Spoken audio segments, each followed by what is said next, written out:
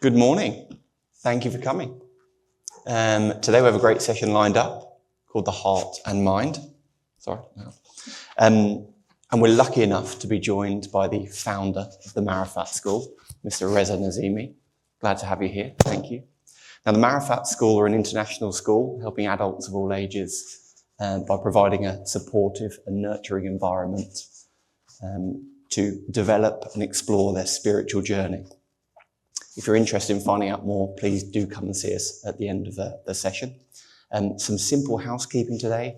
If we can turn our phones off, or at least on silent, and ideally not have them out during the session. In terms of questions, we want you to be inquisitive.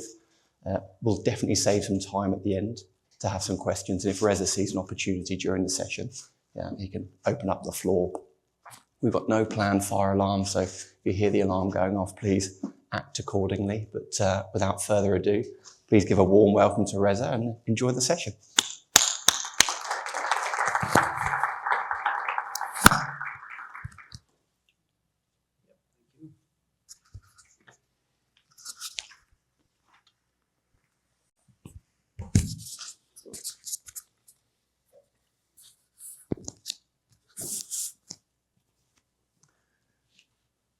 Hello everyone, welcome to the Heart and Mind session. My name is Reza Nazimi. I'm the founder of معرفت School, which started a long time ago in Australia. Now kind of spreading all over the world. I would like to introduce the school, but we don't have enough time. To be honest, it's a very short session. I'm going to start the concept as usually we teach the whole mind, how mind works, what's our heart and how that works in 2 years. I'm kind of telling my ChatGPT in my mind to just summarize it in 1 hour.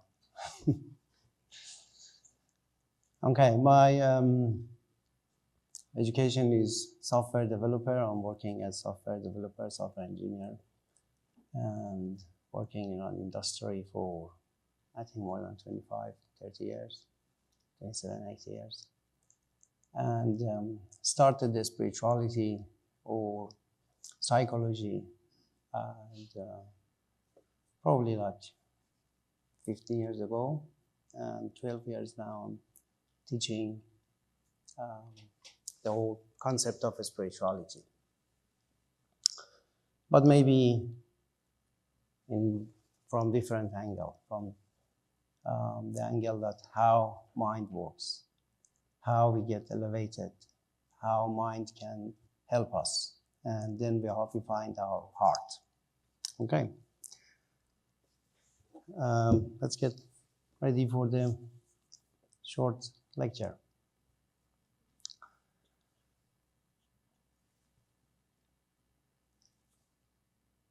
We, as a human being, we try to learn. But how do we learn? One of the basic subjects in learning is comparison. We compare things together and then we learn. Imagine if the whole world was always like mid-noon, always 12 p.m. and always sunny. Then you could not recognize what is night and day. Once we have darkness and we have light, we can compare, then we know what is light, what is darkness. But if they are one, we do not understand what is this. The mind concept starts working by dualism, by being two different things. That's one of the basic or fundamental aspects of the mind, how mind starts learning. Now I'm going to see how mind works in one life. Let's start. Imagine that a person is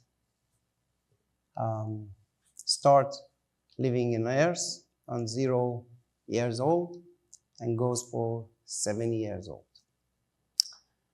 Now, the whole time, like 70 years, the mind is learning and is progressing. All right? And we are going to discuss how this happening, how this is going to happen when the mind learns, and how the mind is learning. Okay, we're talking about mind. The first question is, how do we have mind? Who gave us the mind? And what is mind really? We know the body, everyone knows the body. The body is very clear, everyone can see it. No one can see mind. And what is mind? And how this mind, because we all have mind, someone gave us the mind, or the nature, or God gave us mind. Is it the same mind we all have? Is it gave us the same thinking method, same mind to everyone? If it's the same thing, like our bodies gave us the same body, but all bodies are different, mind is kind of the same. We all have mind, but everyone's mind is different. Everyone has its own characteristic. And why is that? How my mind is different with your mind? All right? Okay. Let's see a mind. Whoever is get born in this world, by default, we give him, or God give him, a mind. But the mind is like a computer. It doesn't have any personal data. The mind is a system, which everyone has that system. Now, the mind starts learning. Then, based on the personal experience, we have personal data, the mind changes. We just, to make it easy, we divided the mind to the system and to the data. Like a computer you have, you buy the computer. The system is very clear. Everyone knows how computer works. They got the computer. Now, what do you put in the hard drive? That would be your personal data. Everyone's personal data would be different, but the system works the same for every human being on Earth. It's very fair job, right? The system is the same. Now, let's see, to start, how my mind, everyone knows that the mind is learning and progressing. How mind is learning? What is the first thing when we're talking about learning? What is coming to our mind? The first thing is, okay, we are learning by seeing something, right? We see something and we learn. What else we can learn? How we can learn? By hearing, right? Is it fair if I say that with the senses, we have 5 senses,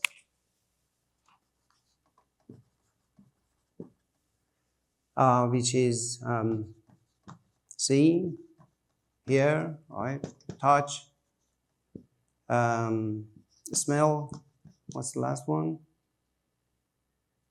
Taste. Yep. Okay, we are in touch with the nature with these 5 senses.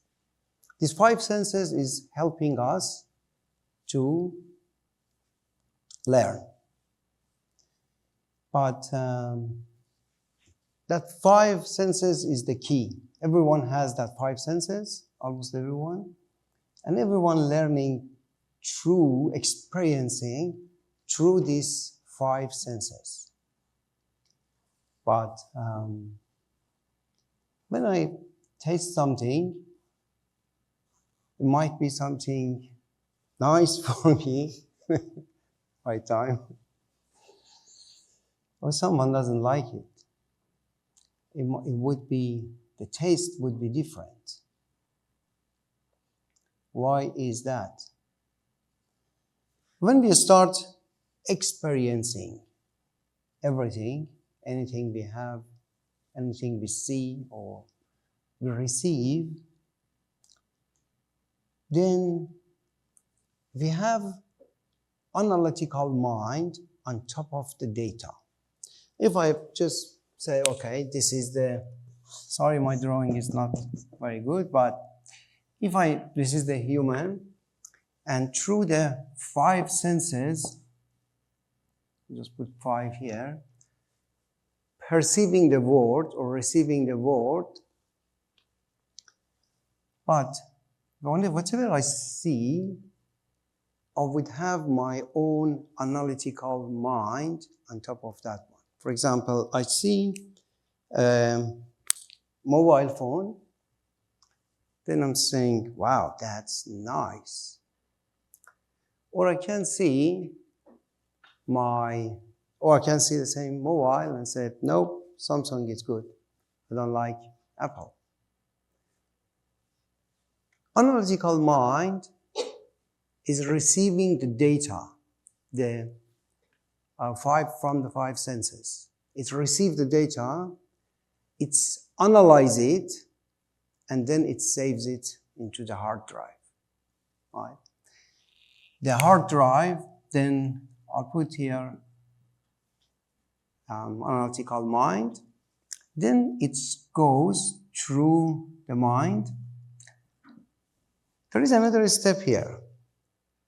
When I see something, analytical mind, it analyzes the data. And then there is emotional mind. Right after the analytical mind, the emotional mind would receive the data from the analytical mind. When we see something, we are not saying pure anything. I see this coffee, I'm not saying this is coffee. I'm saying, okay, this is nice coffee. This is for me. I would enjoy it. Right? Analytical mind try to analyze what is this object and what I'm going to do with this object. Then say, okay, this is mine. I can have it. Then emotional mind right away says, oh, that's me. That's for me. I'm going to enjoy it. I would love that. Right? Okay. Then whatever I receive from 5 senses, it goes to analytical mind. I'm just summarizing the whole lesson very short. Sorry if it's too quick. Then it goes to emotional mind. Then it creates emotion. And then it's saves. Let's put this one here as hard drive. Which in psychology we name the hard drive subconscious. All right, subconscious is the hard drive of human being. Everything is saved there. Now, that's very simple, the algorithm of the mind, how mind is learning. Let's go and see that how much information we have here then. For if I'm having 10 years age, then there would be 10 years of videos and taste, touch, everything, plus the analytical mind, plus the emotional mind. There would be, million gigabyte of data in everyone's mind. It's like Akashic record of every person. It's all the time in a person's mind. Okay. This is the simple of mind. I'm talking more about mind. However, the session is heart and mind because I'm going to talk about whatever is mind is not heart. I want to use the dualism of what is heart because explaining heart is too hard. It's very hard to explain someone. Sometimes people call it soul even. Soul is kind of heart, but maybe in a religion, not religion base, we call it soul. In here, we call it heart because we're talking about more technical part of it. Okay, now, this is the simple system of the mind. Now, then let's see if I have 20 years experience with everything I see and I perceive, let's say, I perceive everything together would be that my perceive, right? Now, the problem with this system is fine, it works, but the problem with the system is in the society we're living, there is lots of issues, lots of problems.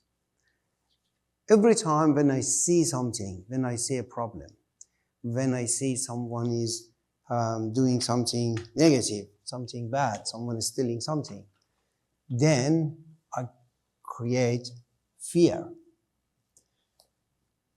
When a child grows up, it just gets everything, receive everything, but a child doesn't know exactly what is an analytical mind. The child uses the emotional mind of the mother because the emotional mind of the mother is the best he can have. As a simple example, if a child is just running in the house, somewhere safe, then he just fell. Very simple, he just fell on the ground. Then if the mother starts laughing, the child would laugh and then stand up and just run again. If the mother scared and have the fear and have the worried about child, the child stand up, look at the mother. Have you seen that? Look at the mother and start crying. So the mother is worried, get that emotional, and then start. That's the way the child develop mind, develop analytical mind. The analytical mind is part of, because the child doesn't have it enough. Now after 5-10 years, just grow, and then 10-15, then the child knows enough. The child have enough information, and it's going to use all the information he has. Now, what is the problem with this? It's a very, very nice system, but the problem is it's not enough. Let's go and see why it's not good enough. If we see it from the system view, it's the best. There is the best system on our planet. It's the best things. It's very, very advanced. It does everything. It can do everything. It's a perfect system. But whatever is good, we can still have it better. We can still improve it, as we have seen it in the industry. Let's see. Go back to the normal life and simple example. What's the difference between mind and heart? If I'm just going somewhere and I don't know, I'm going like to restaurant, I realize that you American have to give tip to someone. In Australia, we don't have that. And You would have your food, you pay for the food, and then you want to give tip. That's probably is just something nice you want to do if you're doing by heart. But at the same time, your mind says, no, you have paid for the food. Or you want to go do that. But your heart is just going, no, I'm just going to pay. I'm going to be nice. Mind responsibility is just me. My mind is only work for me, and his responsibility is for me. The whole system works just for me. But when you use your heart, it's just not for you. It would be for someone else too. You cannot marry to someone with just mind. If you want to marry someone with mind, then you have to calculate the money, the, benefit, and then that would not create a love, right? But heart doesn't have much reason. Well, it has reasons, but it's not the mind reason. It's a bit different. That's just a general difference between mind and heart, but it would be more deep if we continuously. Now, what would be the problem with this system? The problem with this system is on earth there is different countries, different culture, everything is different. If I grow up in a poor family or wealthy family, then my mind is totally different, right? If I grow up in Australia, Iran, or America, that would be different. Okay, the problem is mind is just learning by experience, right? I'll give you an example how that works. I was in a bus one day, and we were just driving on a highway. And then there was an accident there, and it was a bit traffic. Once we were passing the traffic, it was very nice when we could see the mind of people in the bus with me, what they're thinking about the accident. The accident was very bad. Okay. If someone now sitting in the bus with me, and he had an accident last year, he lost his car, he didn't have insurance. Now, when he see this accident, what is he thinking? He's thinking about, wow, does this driver has insurance? Wow, the car is like damaged, he doesn't have money, all right? He's thinking about money and insurance. Now, a mother has lost his child in an accident. When the mother sees that accident, what he's going to think? He's thinking, wow, is the driver safe? What is the mother of that child or person is there thinking? He's thinking about the mother of the person is there, which is not even there in the accident. Okay. Someone had a broken leg last year. When he sees the accident, he's thinking about, wow, how painful is that to be in the car and get damaged, right? Okay, it's a simple accident, but 20 people in the bus, they would have 20 different thoughts about a simple accident. Can anyone see the accident with no thinking?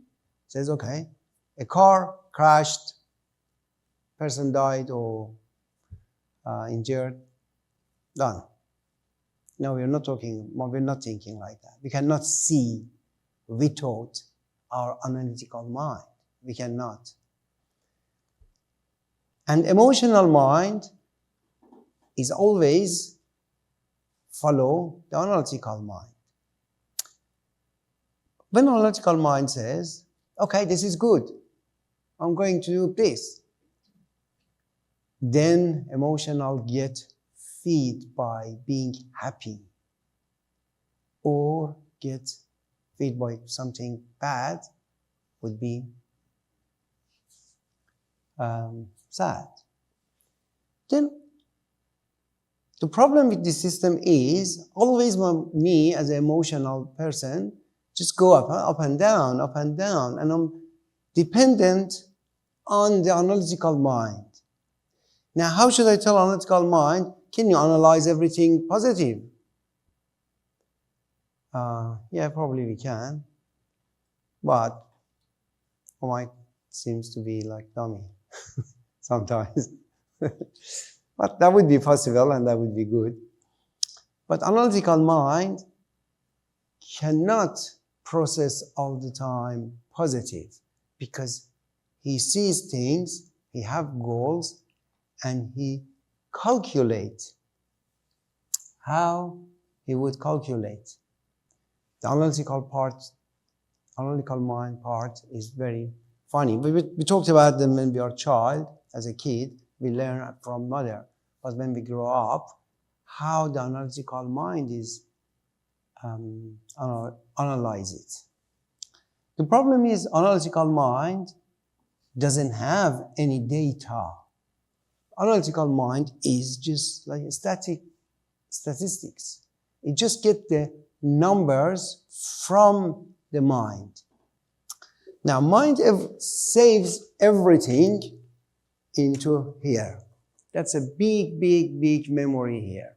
It's a, I believe that's like a ChatGPT thing. It's everything. He knows everything there. Every time the analytical mind wants to analyze something he sees, it goes back to the memory. It says, okay, I'm seeing the accident. What information do you have to give me? Then it goes through layers and layers, and every layers are different. Some layers it's the like indexing of the mind, which is a big topic. We cannot cover it here today. Then get some information here and bring that information and put it back here and analyze it.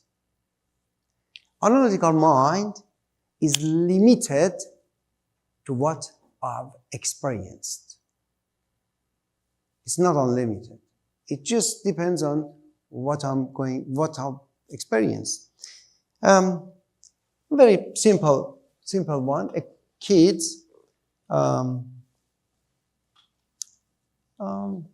is scared from, has a fear from, I don't know, a man with a glass or beer, for example.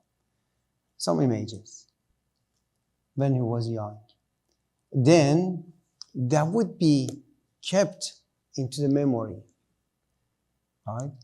When he grow up, he doesn't like that figure, because that figure, he was scared from that once in a life,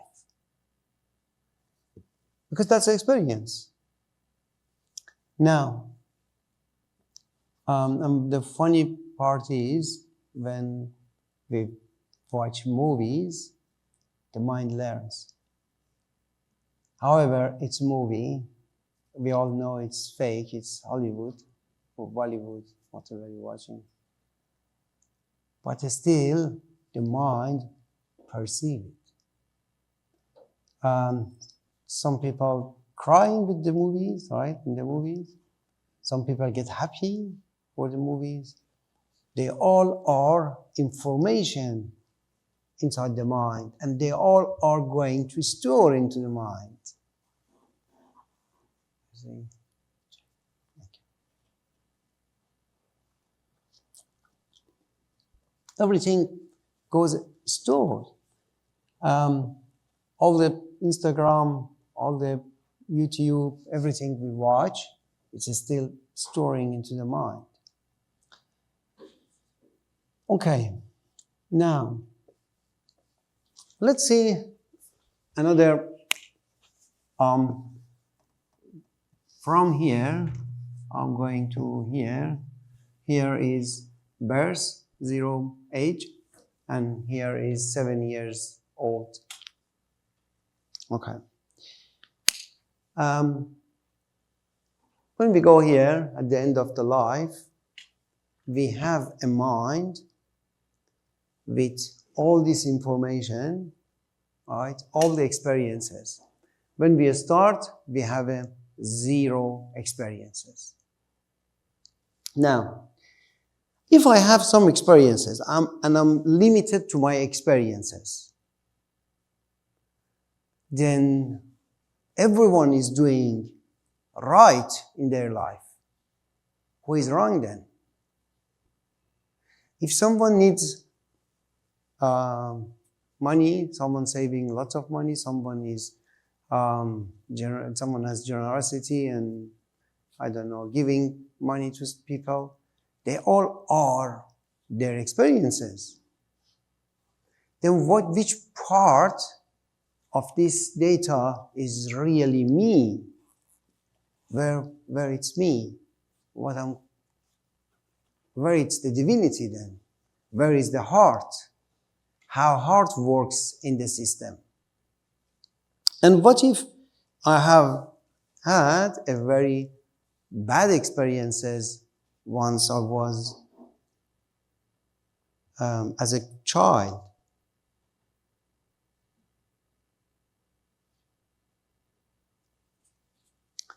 Now, another problem is with this, how animal learns. Isn't the same system? The same system is helping with the animal. I remember that once we had a cat, and always the cat was coming from the door. One day I was very angry. I just shoot him inside. And the next time when the cat was seeing my leg, he was scared. Right? That was his experiences. Now, what the cat should do, what chicken does. That part of the life is a system. That's not part of the human being. The human being has more power than the system I explained. However, a human needs to learn how this system works exactly, how the data is saving into that hard drive or subconscious, how subconscious is pushing us to do something, why we get sometimes angry, why we are getting stressed, where this data is coming, why I'm getting stressed when the stress is pushing me to do something. I have fear in my life. All of this is my own subconscious, and the subconscious, I filled the whole hard drive myself. That is, the whole system is just animal or mechanism of the mind. Mechanism of the mind is how this works. But what human being can do more. The only thing animal cannot do and we can is overriding the system. Just a simple and short and important lesson. We can override the system. We can change the system. consciously we can change the system. If I have too much bad memory from something, and when I see that thing, that, I don't know, whatever it is, that creature, human, a figure, then it would create disgusting feeling in me, right? I should be able to change that. I should be able to change my feeling. As we work with this system and we have this system, everything for us is normal, because everything we calculate based on what we have, and everything we do is normal. From someone else's view, what we do, it's not normal, because he has different experiences. Now, how I can see myself and my experiences from someone else, from someone else's view. The marriages is very funny, because sometimes we just get married with the people are kind of opposite, have opposite thinking, and we just get married to just become one, right? And if we have only mind, how we can understand people? That's just a short explanation of mind.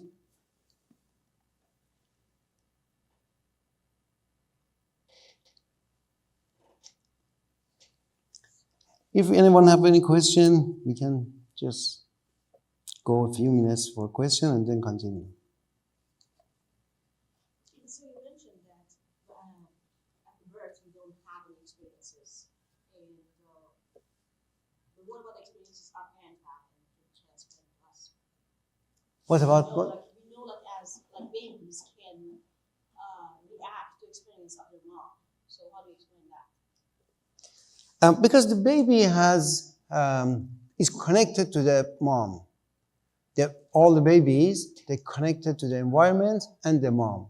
They don't have analyzed themselves. Like, for example, a kid, 2 years old, they don't know how they walk or what is the danger, what is not danger, right?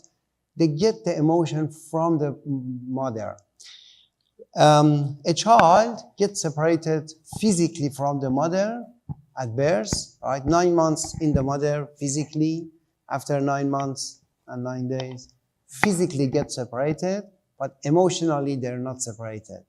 Emotionally takes usually 5-7 years to emotionally get separated. So that analytical part of a 6-month-old baby comes from the experience of the mom? Yes, mostly coming from the mom and environment, but mostly mom. So how that is, I'm having hard time connecting the emotion and analytical mind of a baby, as I experienced it in my 6-month-old baby myself. He would react to something that he had never experienced, but I did as a child experience. And he would show emotions that typically will come from a fear of what I experienced. So how do you connect that? I mean, he didn't have an analytical mind and experience yet, but still True. He would react like, as you said, like he would see a man with a beard and glasses, he would cry. Okay, true. Okay, we go through that part of mind. Okay, when we're talking about they gave us a system, or we have the system, that system was granted to us at birth. Where did that system come from? That's a very important part, that the system, have you seen that the kids these days, when they're born, like even 2 years old, they know how to work with iPad. Right? For us, took, I don't know, a few years maybe to learn how iPad works, but they just know that how it works. We have a concept called universal mind. Universal mind is like an ocean of mind, right? Like an ocean. Whenever start life, universal mind is the universal mind of the whole earth. Universal mind of whole earth, imagine that right now I'm sitting here, I have a mind, right? My finger has like some pain, for example. My mind knows it, right? Then I have ring in my hand, my mind knows it, in like thinking happy about ring or my wife. Everything, every cell is me, in me, whatever is happening, it's registered in my mind. I don't know if you heard of like Akashic record, which is contain all the data in my mind, whatever happened in me or in Earth. Its mind is by itself is Akashic record because it knows everything. Now, what if we're thinking of the whole Earth? What is the mind of the whole Earth? Does Earth has mind? For sure it has. Now, whatever happened in Earth, anything, good or bad, it's in Akashic record or mind of Earth. Now, when a baby comes to world, there is one drop of that universal mind giving to that baby. Right there, whenever is the time. There is lots of factors, including that drop. It's just not simple drop. It's depend on the astrology, it depends on the light, it depends on the moon, it depends on everything. But the main object is one drop of universal mind of the whole nature in Earth. And also, universal mind has a local universal mind. I don't know what to call it, like a country mind. Because when a person is living in south or north, or I don't know, like Russia, with lots of snow, or somewhere in like Saudi Arabia, it's all different. Now, even that local mind, it's kind of a specialized or personalized mind for that environment was given to that child. By default, a child has a mind which potentially can have everything happen in Earth, right? But it's still empty. That mind, now the kid have that empty mind with potentially everything happened in Earth.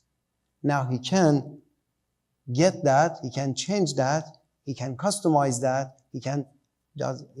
when he grow up, he can do whatever he wants with that mind.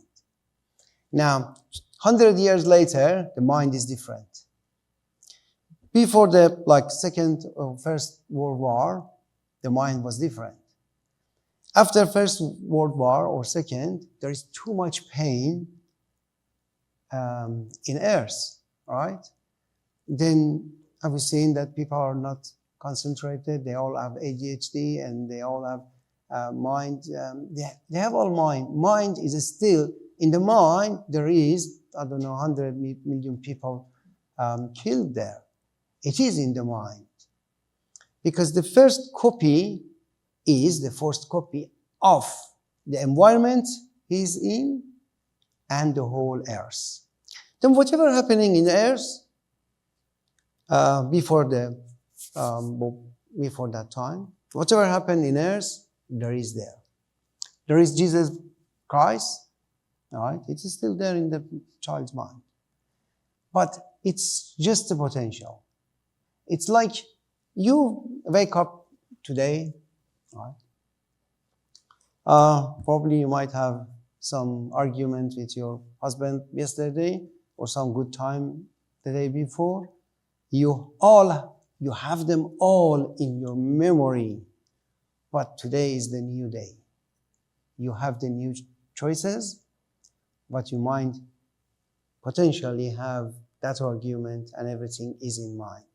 Now for the kid, when they get a new mind, they have the mind by potential of everything. Then if a child is born in America, would have a partially mind of America. Or in Iran, it would be different. All right? That part is the autonomy of the first response of the child. But based on that, that's the like a fundamental, the mind. And then now the mother has enough power to change that for first few years, emotionally, especially emotionally, the mother has power to change that. But after a few years, then the mother cannot change it. It depends on the kids too. And then the kid has to find out and create experience everything himself.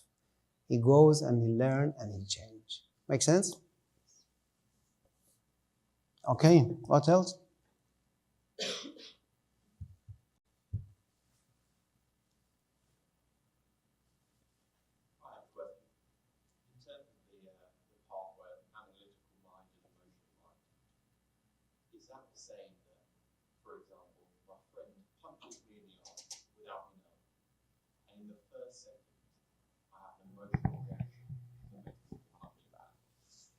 True. Until I realise, oh, that's my friend, he's just playing around. And then something overrides me to calm down. Is it my emotional mind reacting first, or is it something different? Okay, good question. I have to explain something else then. And if you ask more questions, it just get to 2 years then. Because the session we have in the school, in Marifat school, is really 2 years course. Okay, when the mind by itself, analytical mind, it's very, very complicated mind. Have you heard chakras? See chakras. The mind itself has different layers. When the mind wants to analyze something, goes and asks the first and most important part of the mind. It goes and asks, okay, what do you want? Something is happening, what is your first response? When you want to ask something, which part is the most important part in human being? Is it survival? If there is no survival, there is nothing else. All right? Then the survival is the most important part. Right away, mind, without considering anything, it just says survival. It just goes, call survival. What do you think? He said, just punch it back.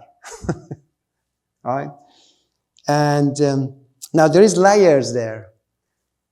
There is layers, and that layers is by default categorized. But if the heart, we still didn't talk about heart yet. If the heart is too fast, faster than survival, then you can change that. Because what we talked was, the system is perfect, but you cannot change it. You cannot, if something happened in the past and it's bothering you, you cannot change it. The heart can change it. Right? The heart has ability to override everything happening in life. Even something real happened in the life, the heart can change it. It's a bit hard to explain, maybe we can. But now, it's normal that the mind, by default, goes to the survival mode, and it goes to the survival mode. Then if it's not survival, all right, sometimes it's not survival, then it goes to the next layer. it goes to the different layers, which we can see it in the chakras course sometimes. There is different chakras, and each chakra is part of this analytical mind. One chakra is, for example, checking the survival. One chakra is checking the pleasure. Right? The second chakra from down on counting is checking for pleasure, right? For the third one is talking about joy and how we can have joy. Each chakra is thinking about something, but it's from down there, it has the priority. Priority is the down one, which is the survival, and that works.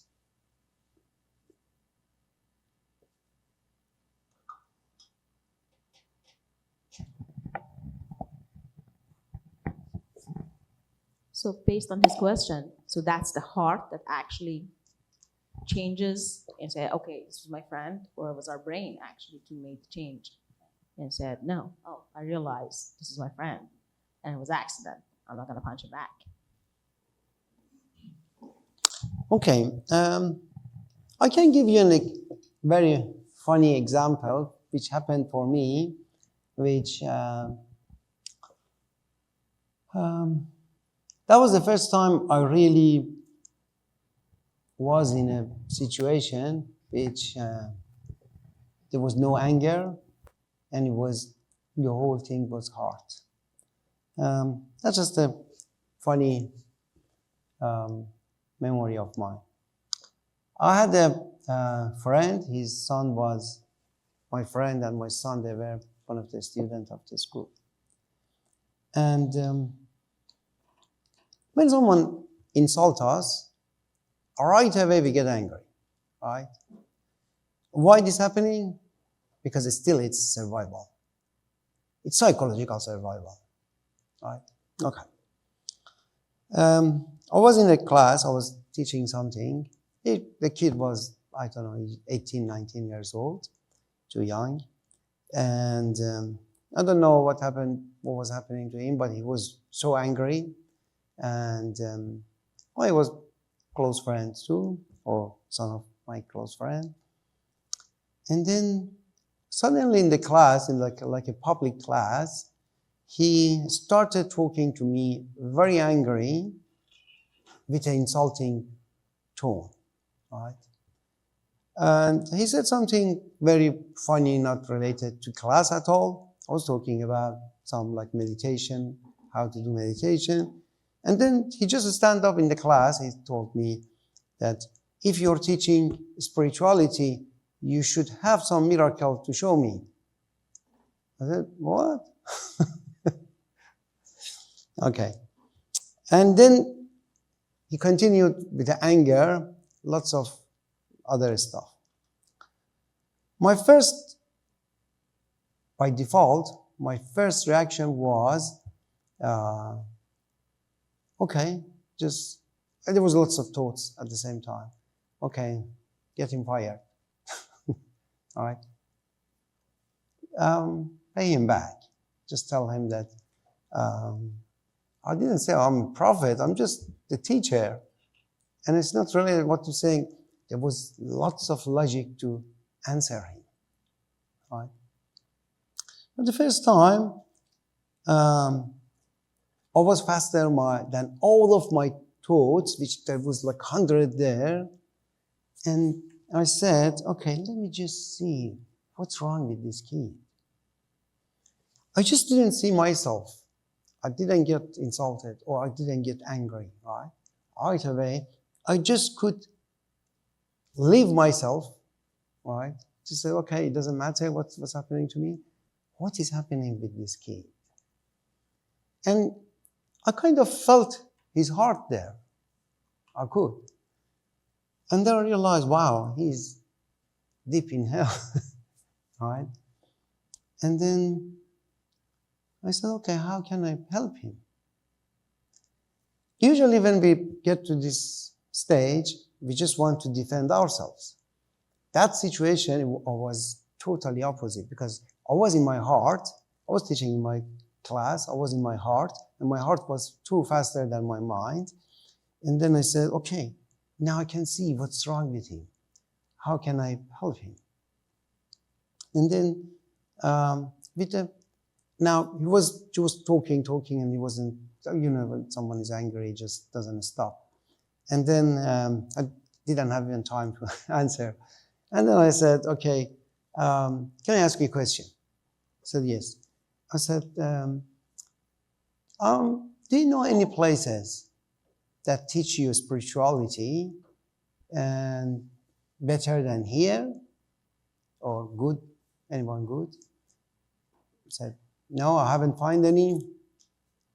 I said, okay, then is this the best place you have found? And he kind of said, it is not good. I said, no, I know it's not good. But is it the best place? Or you know better place? If you know better place, that's fine. You can go there, and even I'll come with you too. And with a few simple questions, I could help him to change the mood, right?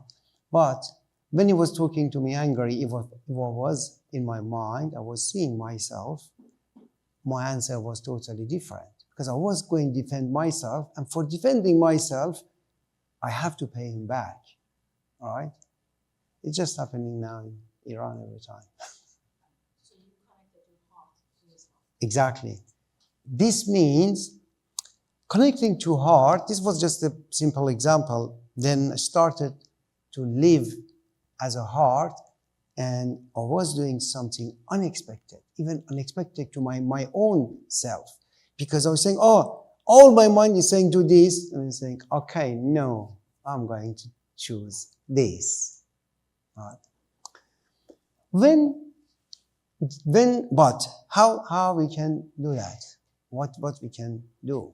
Because the only thing is separated our system with the animal is having heart. Having heart now is going to change that system, change that attitude.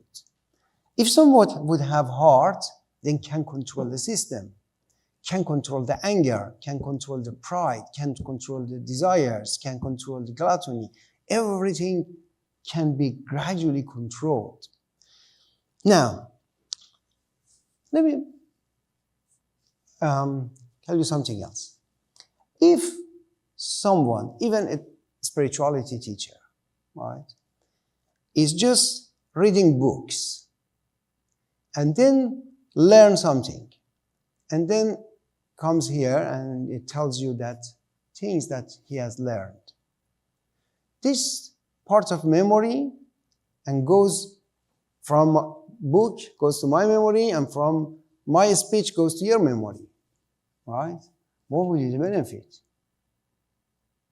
Because spirituality is not just to remember something. How many people you know that they read poems and they read, I don't know, Attar, Molavi, Hafez, and all the one Iranian knows these names. And people that they know whole book, they have it in their memory. But can any of them be nice all the time? Can be happy? Can you make anyone else happy? Because what we have learned, if we learned it only through the mind, it's only in the mind. It's not to be us. When we're talking about us, as my inner self is the heart. My inner self is the heart, which is descended into this body, trapped into this mind. Then mind grows. If we can grow heart, then the heart can control the mind, and then heart can grow on top of the mind. I've seen that now these days, mind is progressed pretty good. In America, it's just all mind and all nice buildings, nice cars. Everything is nice.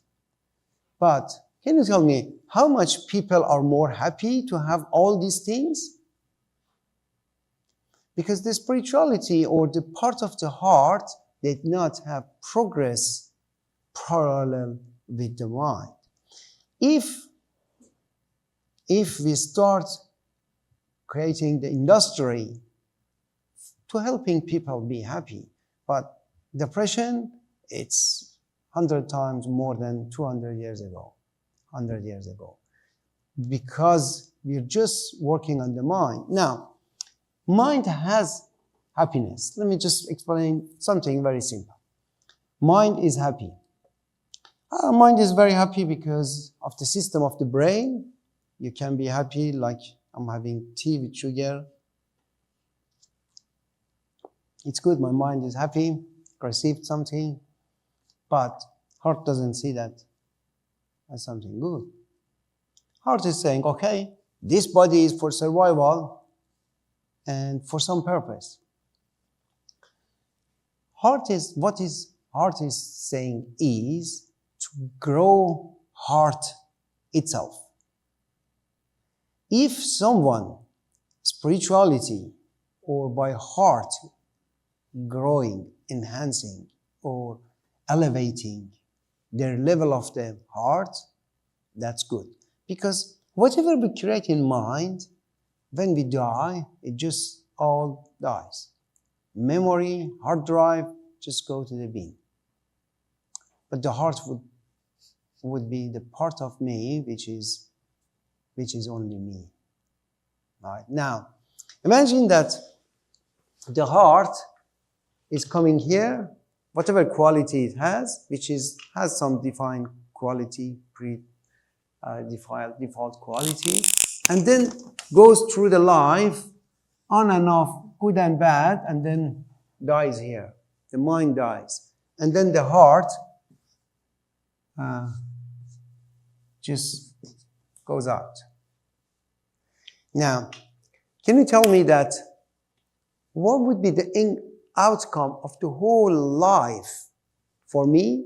Because the whole life is just a short time. 7 years is short time, right? It just, when we're talking about the universe, we're talking about billions and millions. We just live just like a second like that, we experience. And everything we experience, it just disappear in the back, in the time. Now, what would be part of us? Because we experience, when hearts see the life, it would be different. When I have a problem in life, right? I'm just trying to learn. Heart is trying to learn something. If you're in the difficulties time, we're trying to learn something. But mind wants to have only joy because we told the mind, this is joy and you have to find joy. And then mind is just always looking find something to be happy. But heart is not looking like that. Heart is saying that I want to get something out of this life. Mind wants to get joy. Heart wants to get wisdom. That's two total different goals. Because mind is always happy and always is sad. Because always is looking for something. Always is just running and looking and, right? But heart is always saying, okay, now I'm here. What should I learn here? Because heart is trying to elevate himself. But usually because the society we live, it's too much complication and life is not really easy. We usually forget ourselves. We always see that life and everything outside. We don't see anything inside. Now, I had lots of memory, I have lots of life, I had lots of suffering. What do I get out of suffering? Because the life by itself is suffering. Everyone on earth, I've seen people that tell, okay, we have to have joy. Life is joy, should be joy. Yeah, it should be joy, but no one have joy. Everything in life is stress, work, right? But who can join this stressful life? The only one can is that they have a purpose. An example, simple example. I believe usually we just see the hardest, that's my belief, the hardest suffering in this life is to give birth to a child, right, for a mother. It's very painful, right? 9 months, big bag and and suffering, and then with the big pain start the whole life. Why the mother is happy? Isn't the big suffering? Is it the big pain? Biggest pain, right? Why the mother is happy? Because the mother has some goal, some objective. Going through the objective and is happy because it's gaining what he wants.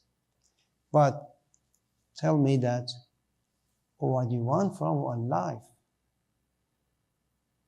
Just forget the car and house and money. What do you want for your own life? That's the plan, right? That's you have to say, okay, I want this for myself now. Because I have kids, I have car, I have home.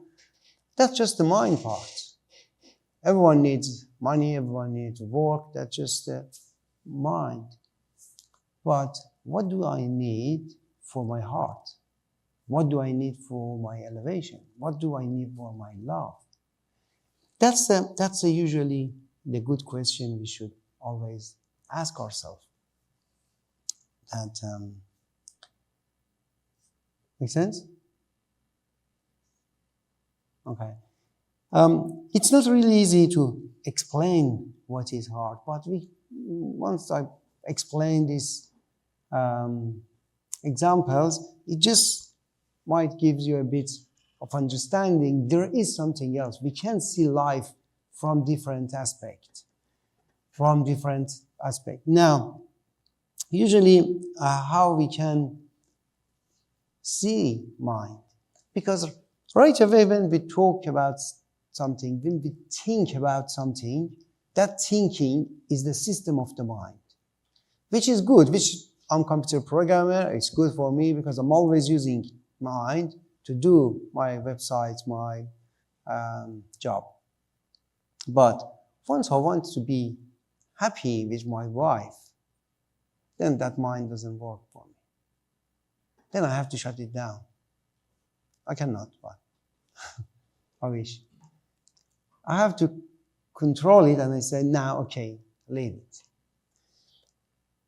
Now, controlling the mind is the most important things for a human being.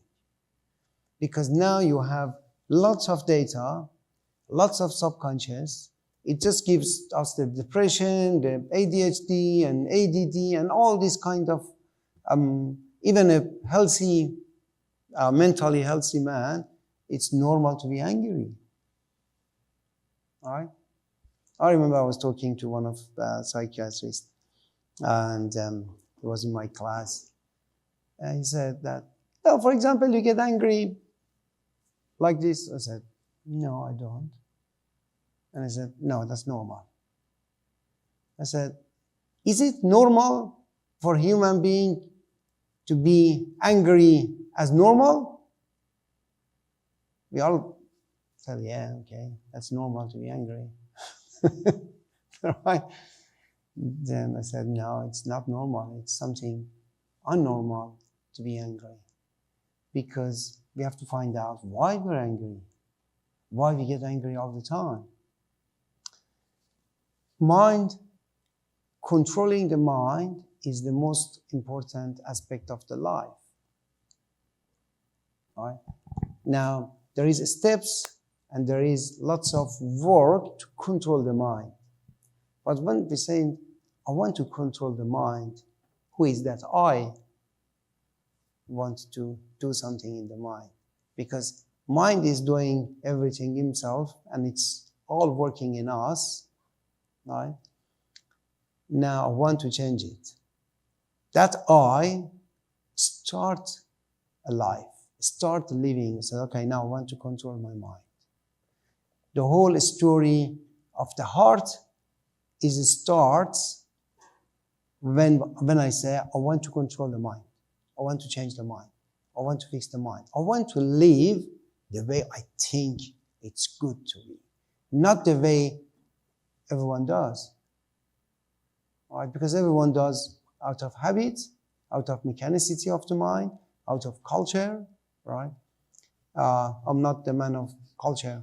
I'm not the man of all this happening. I'm saying, okay, now I want to decide for myself, and I want to do it just because I want to do it and it's good for me, not because of everyone is saying or everyone is doing. All right? The journey starts with the I want this. I want to change whatever is in my mind. Okay. Thank you. I have a question. So, guess something happened, a bad experience happened. And like they say, my heart is broken, my heart is suffering. Then after I'm more calm down, I start thinking, analyzing, then my analytical mind comes, right? But then I start analyzing, like thinking more and seeing how, using that analytical mind, trying to tell myself, okay, this is the problem, this is how I took it, that was wrong, this is right, using my analytical mind and telling myself all these positive things, but still my heart is suffering. I feel still that sadness. How do I elevate the vibration, the positive vibration in my heart to come out of that? Thank you. I was talking with one of my friends outside of here. We were talking about the Pinocchio. Have you seen Pinocchio? The cartoon? Okay. That's one of the spirituality stories have been written, one of the best one. And if you have seen Pinocchio, he's a wooden creature. That's a wooden system. It's a system. That time they didn't have computer to make a robot. They invented the wooden one. The carpenter created a wooden system and gave him a cricket. A small cricket was with Pinocchio. And that cricket was talking to Pinocchio. But there was the cat and fox and all that stuff there, right? And there was the life. That's a story of our life. There is a cricket which is the heart. But the cricket is very, very short and very weak. Because all the time is mind working. Mind working the whole 24 hours. Even when you sleep, or everyone is asleep, the mind is working all the time. When mind working too much, then the heart it's exactly like the Pinocchio. He was talking to Pinocchio, lied to his ear, but I was not listening. It was just a few sentences. No, don't do it, don't do it. Right? But it was not working, right? Because everything in the life was absorbing. Now, when you want to use your heart, or make it simpler, when you want to use your muscles, you have to go to gym first. You have to go to gym daily practice. After learning how daily practice, then one day you said, okay, I have enough muscle to lift up this weight. If that doesn't happen, usually the heart is too weak. To make it heart stronger, one of the best practices is meditation. But there would be more practices too, but one of the common one is the meditation. If someone starts doing the meditation 1 hour daily, right, then over the time, like after 4 or 5 years, easily you can change it. But what meditation does, I don't know how much time we have to explain that. What meditation does, just go short one on this one. We do have an online question, if you have a second to ask Sure. it, please. Is actually asking, with the reference to the point on changing the survival with your heart, can you provide an example on how heart could actually change, basically, How heart works. yes, exactly. That's basically their question. Thank you. Okay. Understandable example would be the earthquake. Right now, you see the earthquake here. Everyone survival would say, okay, run. Right? Is it possible someone said, no, I want to see it?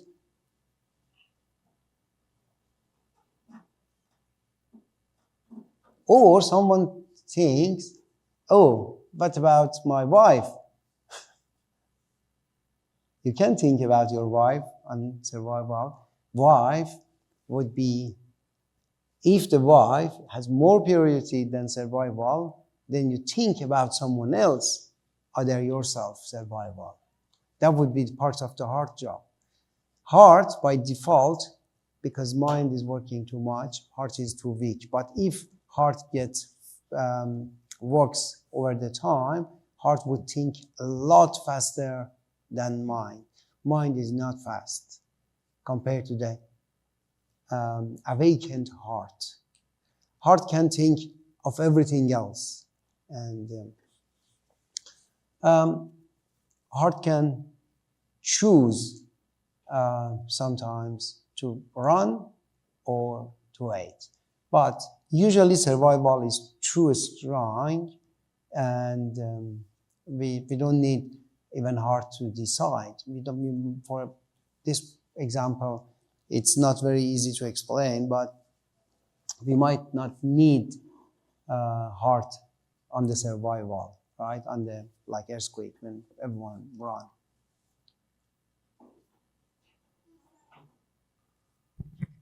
Just quickly on that same example, someone like the guy who did the tightrope walk across the 2 skyscrapers, where his survival is at risk, but he's overcome it. Do we think that's his heart is strong, or has his mind just been trained to override the thinking? It's a mind training. Yeah. But whenever you start training your mind, partially your heart is connected. Even if you're strongly working your mind to doing something simple, it might not elevate your heart, but the heart is the real I, right? Real self, inner self. Because that start changing the mind by purpose. That's part of the heart. But when we're talking about the heart, we sometimes expect the heart would be elevated like to the divinity or necessarily religion, but that's not that part.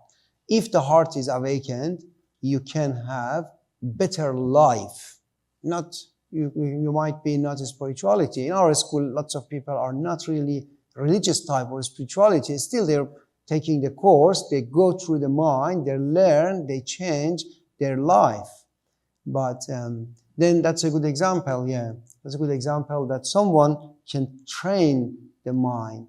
But as soon as you say, I want to change the attributes of the mind, right, then it's a good start changing. I forget to tell one of the worst point for this type of system without heart is always you're limited to whatever happened to you in the past. Right? Isn't it? Imagine a girl married to a man and separated with some issues. Now you tell the girl, okay, don't worry, just you get married again. But he's now it's just kind of, his heart is not pure anymore, right? Because he doesn't trust the next one.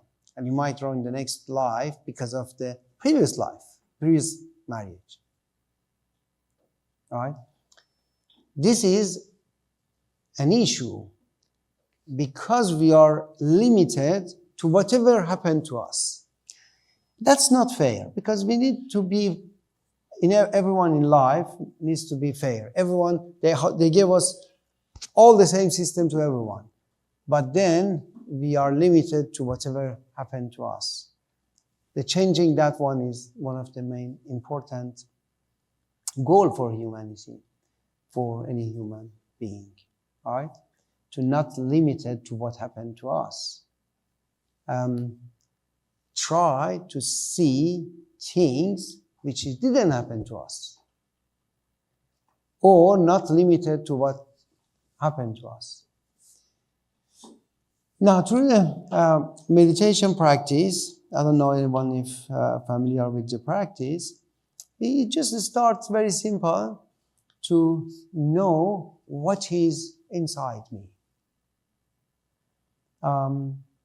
It's very simple. I sit there and close my eyes and I'm saying, okay, what is inside? Because I am a man of my thought eventually. Whatever is in my thought, eventually I am there. I'm talking about my thought. I'm doing about my thought. I'm acting from my thought. Now the problem is, I don't know where my thoughts are coming. Right? That was the reason I started. I said, okay, I don't want to read books, because no books tell me where it's coming from. No books can tell you where the thoughts are coming from. Only you can, and you have access, right? I remember I had a very nice experience, then I realized something.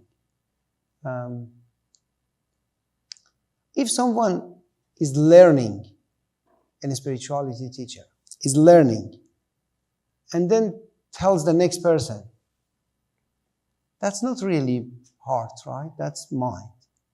That's memory.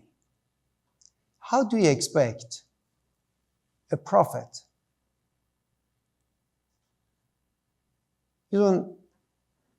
Seems to be a prophet can be prophet by learning and reading books, right? And then memorizing them and telling someone else.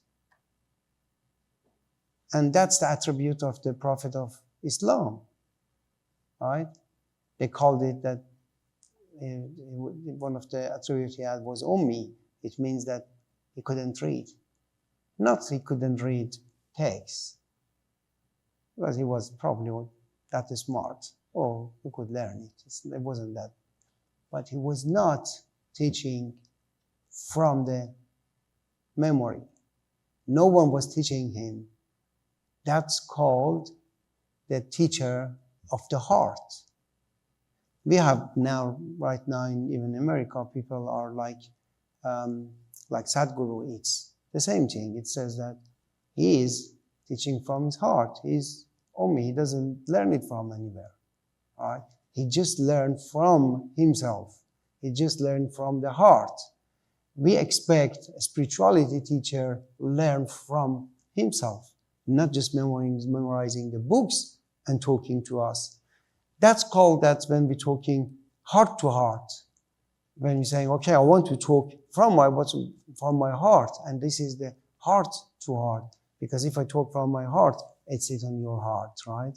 It can elevate, it can enlighten your heart.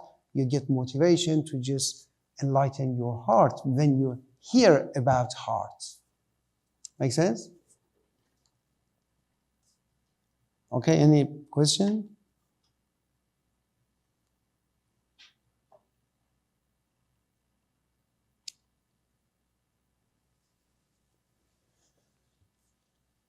Okay, we still have time. Okay, guess. Okay. fair to say that the heart, by your definition, is a channel that absorbs the information. Usually on the mind side, we absorb the information from those senses that we have.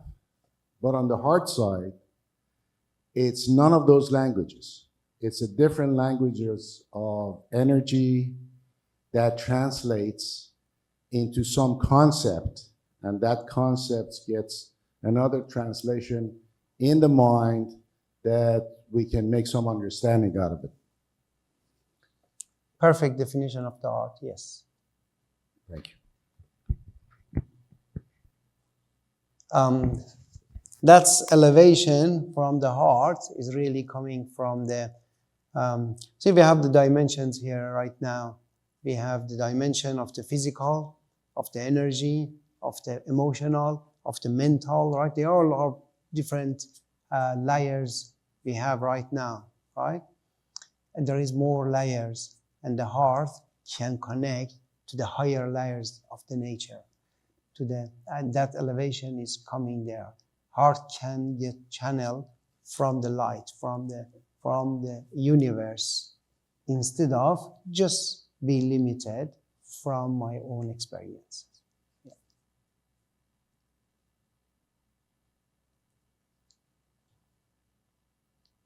Okay, we can add, now we have time, I can add a concept. Because once we have some concept, then we start living life easier. I want to add now, we have another half an hour, to a few words. I'm talking about the pain and suffering. That's a very important part of our life, actually.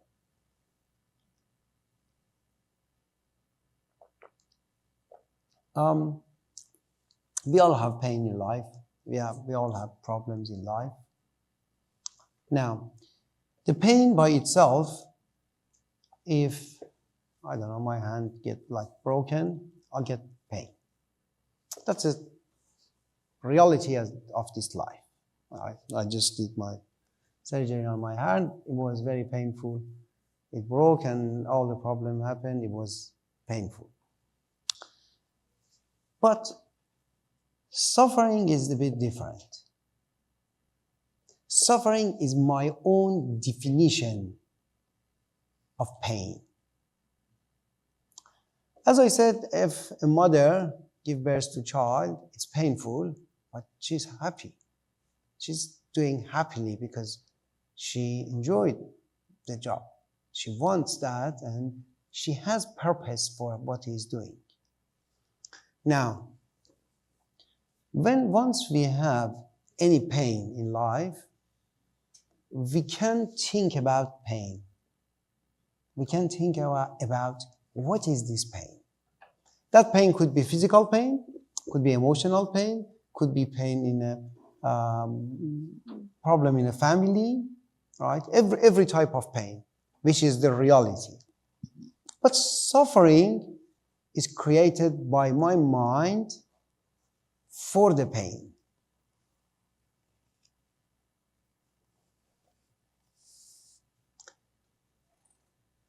Suffering is, for example, I'm going to,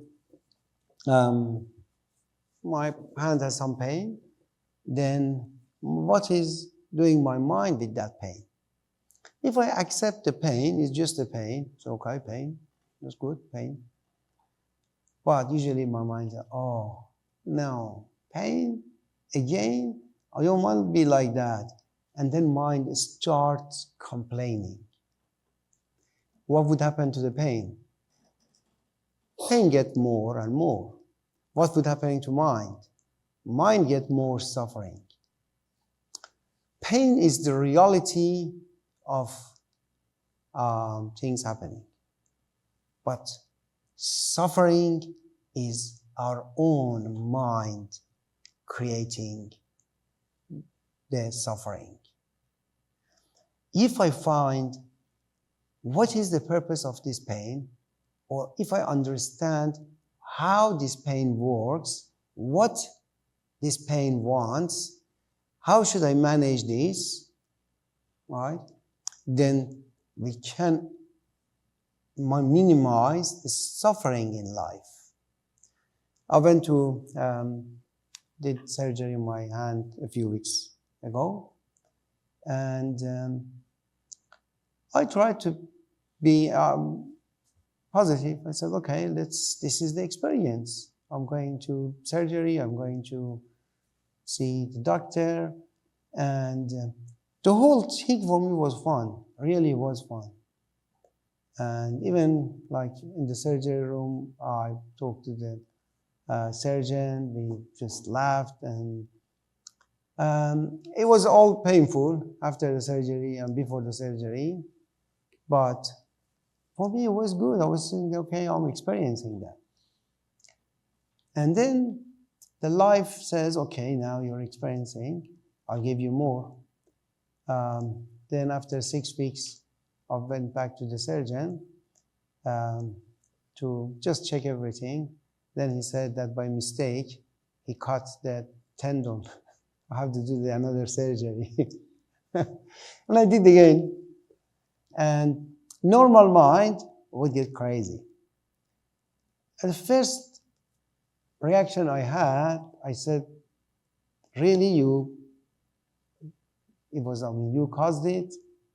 The surgeon said, yes. I said, okay, thank you for honesty. Really, I'm happy that you just said that, because if you would say that, no, there was something, whatever was telling me, I couldn't prove it, or I didn't understand it. I enjoyed the person was too honest.